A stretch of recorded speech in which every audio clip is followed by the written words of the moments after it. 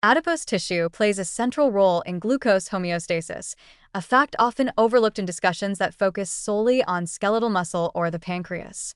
Fat cells, like muscle cells, express the insulin-dependent glucose transporter GLUT4, which is rapidly translocated to the cell surface in response to insulin. After a carbohydrate-rich meal, insulin secretion rises and adipocytes begin to actively absorb glucose from the bloodstream. This process is not incidental. Adipose tissue acts as a critical glucose sink, helping to clear circulating glucose and store it safely for later use. In doing so, fat cells directly contribute to the stabilization of blood sugar levels and prevent postprandial hyperglycemia. Though skeletal muscle accounts for a larger absolute fraction of glucose uptake, the contribution of adipose tissue is physiologically significant, especially because it regulates more than just uptake. Adipocytes store glucose as glycerol backbone components in triglycerides or convert it into lactate, a metabolic intermediate that can be reused by the liver. This glucose-to-fat transformation is not wasteful but adaptive. It allows the body to store surplus energy in a chemically stable form without overwhelming other organs. By serving as an insulin-responsive reservoir, adipose tissue works in concert with the liver and muscle to balance nutrient flux in real time. Importantly, insulin-stimulated glucose uptake by adipocytes has systemic consequences. When adipose tissue functions properly, it buffers glucose surges and prevents excessive insulin secretion. This helps reduce the workload on the pancreas and maintains normal SS cell function. Furthermore, healthy adipocytes secrete adiponectin, a hormone that enhances glucose uptake and mitochondrial efficiency in muscle and liver, further amplifying their beneficial effect on glycemic control. In this way, the glucose-lowering effect of fat cells extends beyond their own metabolic needs. They influence whole-body insulin sensitivity by participating in a coordinated hormonal and metabolic network. The link between adipose function and glucose regulation becomes particularly evident in pathological states.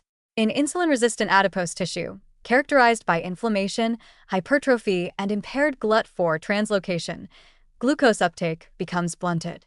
As a result, more glucose is left in circulation, exacerbating hyperglycemia and placing greater demand on the pancreas to secrete insulin.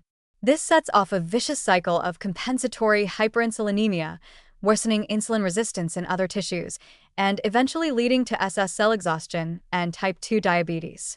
But again, the problem is not fat mass per se, but dysfunctional fat that can no longer respond to insulin or secrete beneficial adipokines. Conversely, improving adipose insulin sensitivity can have dramatic effects on blood glucose control.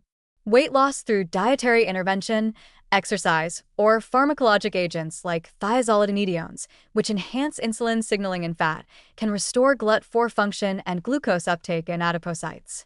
This reduces glucose load elsewhere, improves systemic insulin sensitivity, and lowers fasting and postprandial glucose levels. Animal models confirm this. Mice engineered to overexpress GLUT4 in adipose tissue show improved glucose tolerance, even when muscle GLUT4 levels remain unchanged.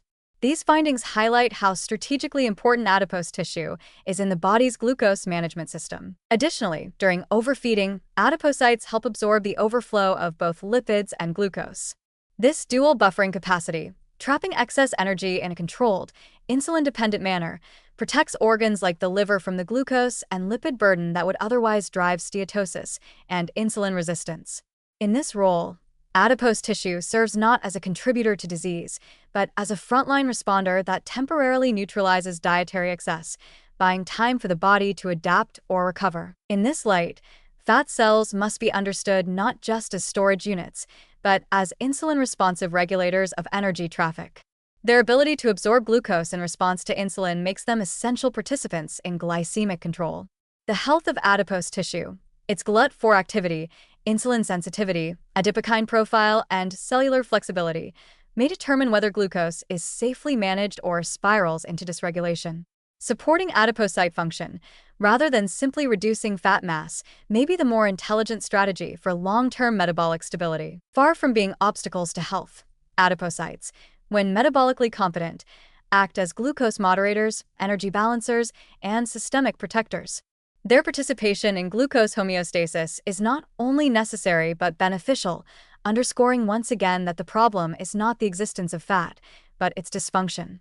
Restoring and preserving the insulin responsiveness of fat tissue may be one of the most promising paths to preventing or reversing metabolic disease.